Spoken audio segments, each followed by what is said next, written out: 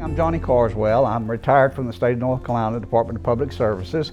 Currently, I'm your chairman of the Burke County Board of Commissioners and also vice chairman or vice president of the North Carolina Association of County Commissioners. I was just elected to that position recently.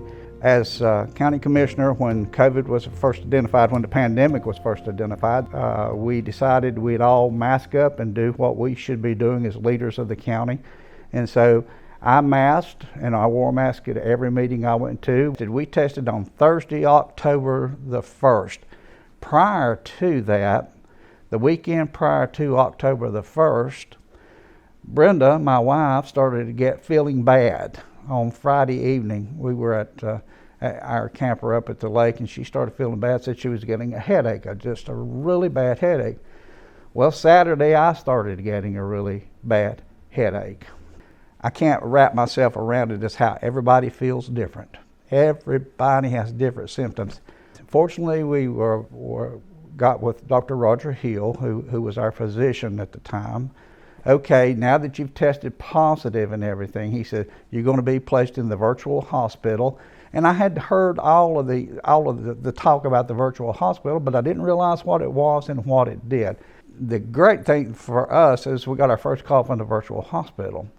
And that's when I realized, hey, this is doing more for the county than I actually knew myself, because it hadn't been advertised.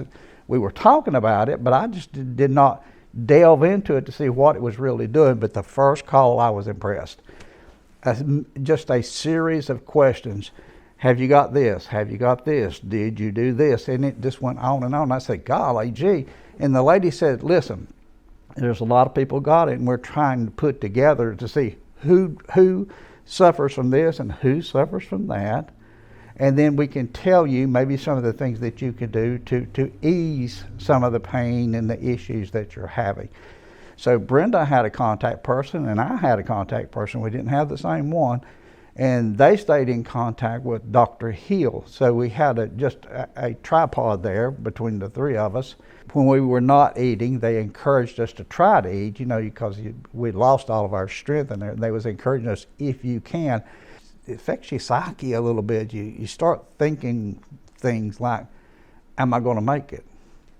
And me and Brenda both sat there and talked about, are we at our ages, because she's 74, I'm 73, and we decided, not decided, but we talked about it, are we going to make it? Are we going to pull out of this? Because it was, again, something we were not familiar with, but again, when we talked to the nurses from the hospital, they would encourage us, now, you got to stay positive. You got to force yourself to do some things, to get through this.